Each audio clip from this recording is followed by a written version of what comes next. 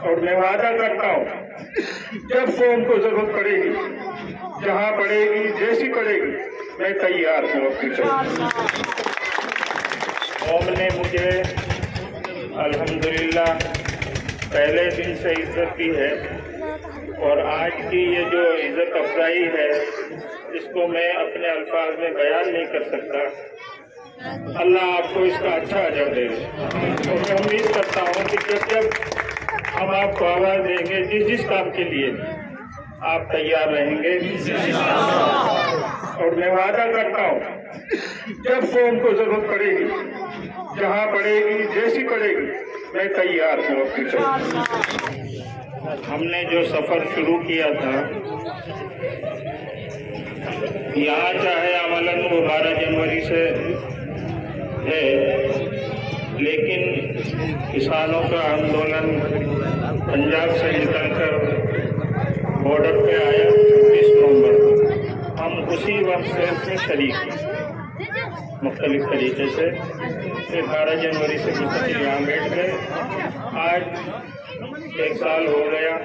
अल्हम्दुलिल्लाह आपकी ख्वाहिशात के मुताबिक अल्लाह ने कामयाबी दी है और उम्मीद ये है कि 29 तारीख से जो इजलास शुरू हो रहा है पार्लियामेंट का, उसमें जल्दी ही गवर्नमेंट इसको बाकायदा लिख कर के पास करेगी।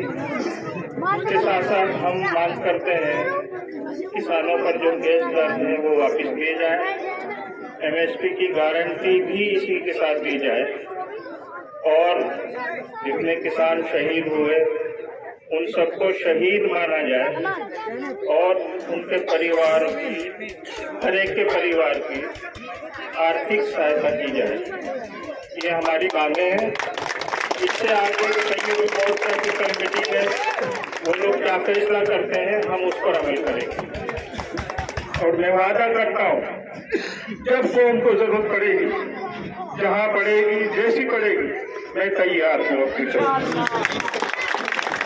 शुक्रिया हजरत, आपने हमारी कौम के लिए, हमारे लिए जो कुर्बानियां दी हैं, आज मेवातियों का सर फख्र से ऊंचा है कि पूरे मुल्क में जब किसान आंदोलन की तारीख को दोहराया जाएगा, जब भी हम मेवातियों का नाम भी इंशाअल्लाह बहुत इज्जत के साथ लिया जाएगा।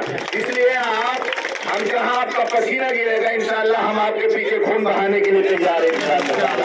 आपने ये मकाम तक हमको इस मकाम तक पहुंचाया है, जो कुर्बानियां दी हैं हम उसका बदला नहीं दे सकते। आपके आबा और अजदाद ने भी हमारे मेवात को बचाने के लिए कुर्बानी चाहिए। मेवाती